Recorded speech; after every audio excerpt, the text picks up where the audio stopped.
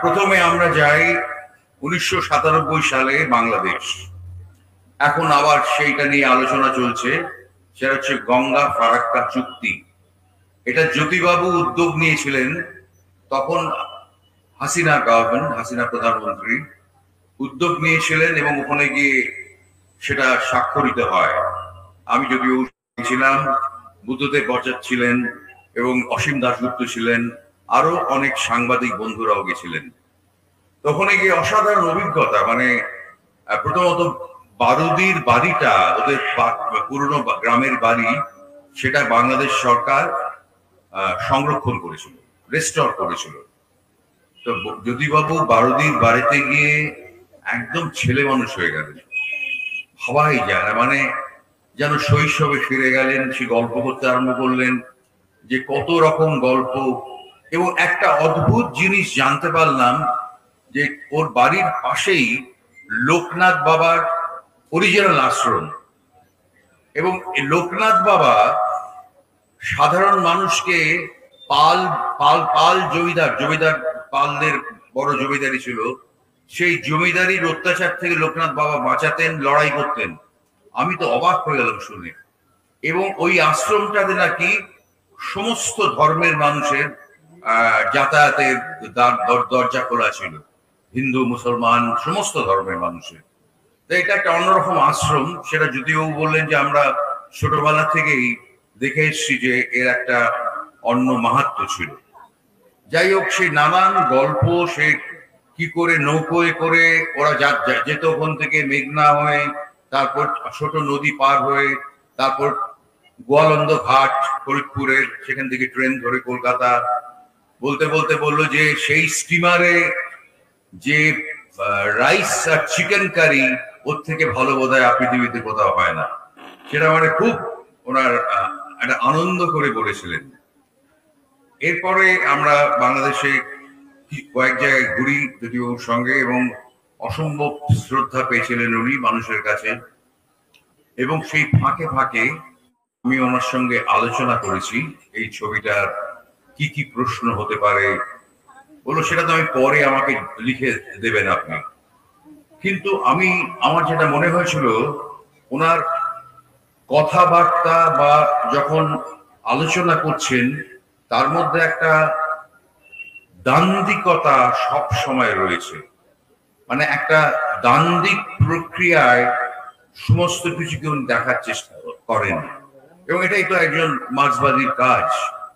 ফলে একটা অসাধারণ অভিজ্ঞতা হয়েছিল বাংলাদেশ ভ্রমণ।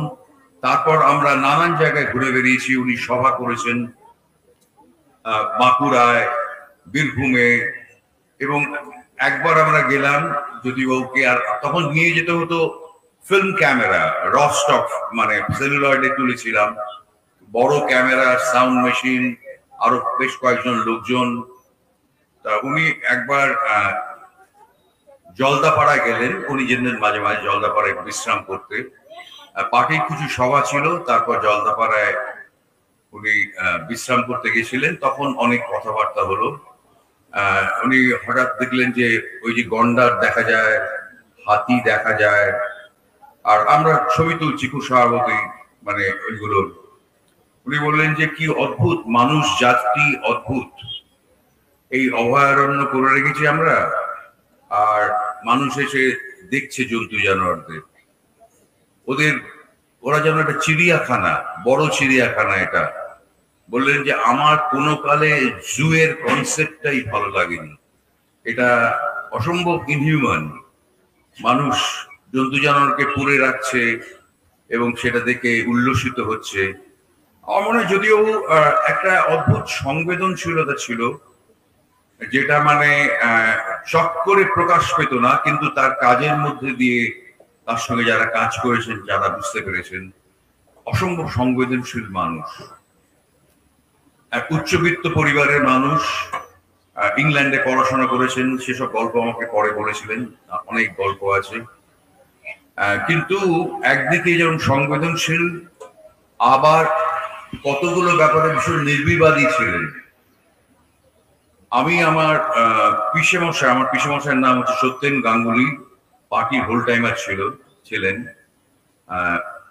পিসেমশাই এবং ওর সঙ্গে জ্যোতিবাবুর সঙ্গে, এটা হচ্ছে কোন সময় বলছে, এটা জ্যোতিবাবু তখন রেল রোড ইউনিয়নের তরফে হুমায়ুন কবিরের বিরুদ্ধে দাঁড়িয়েছিলেন এবং 46 লেজিসলেটিভ প্রভিন্সিয়াল গভর্নমেন্ট, সেখানে উনি হুমায়ুন কবিরকে হারিয়ে দিয়েছিলেন।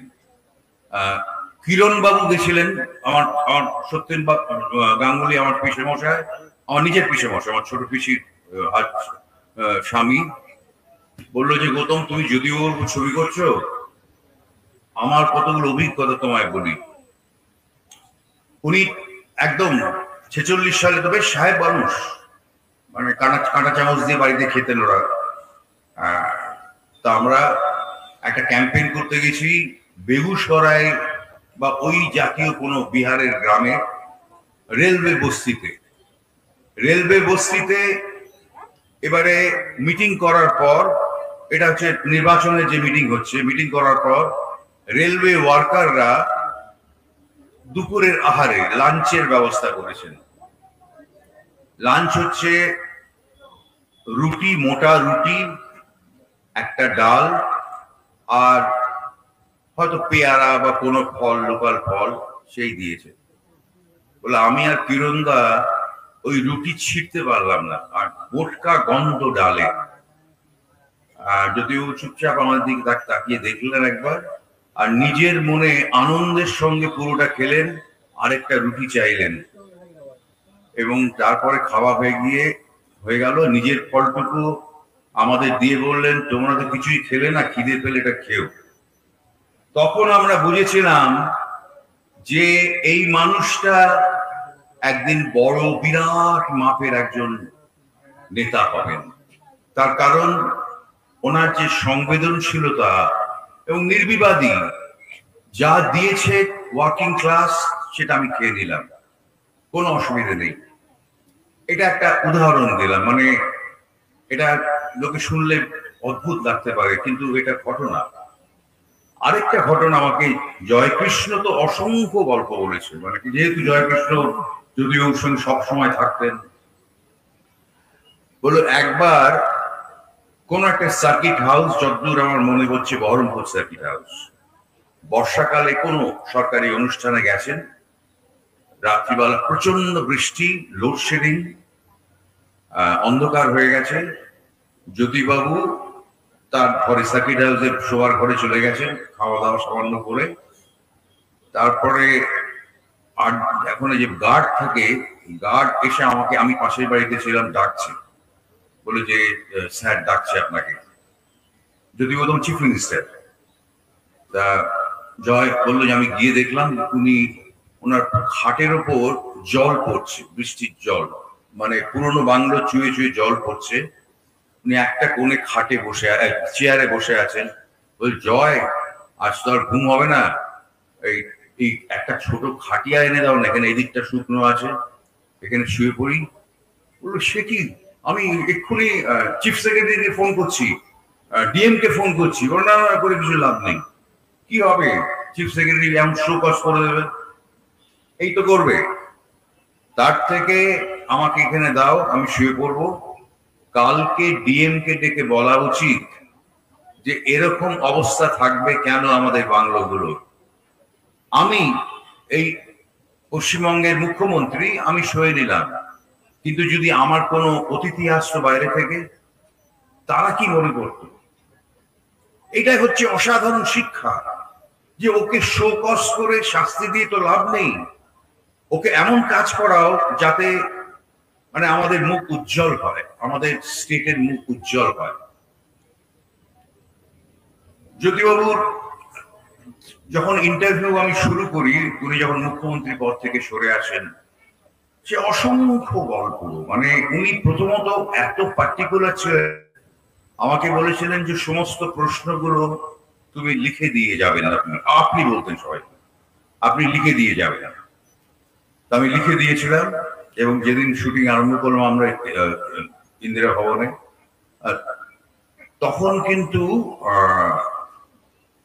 কমল বোস চলে গেছেন আমাদের সঙ্গে। উনি কিন্তু জলদাপাড়া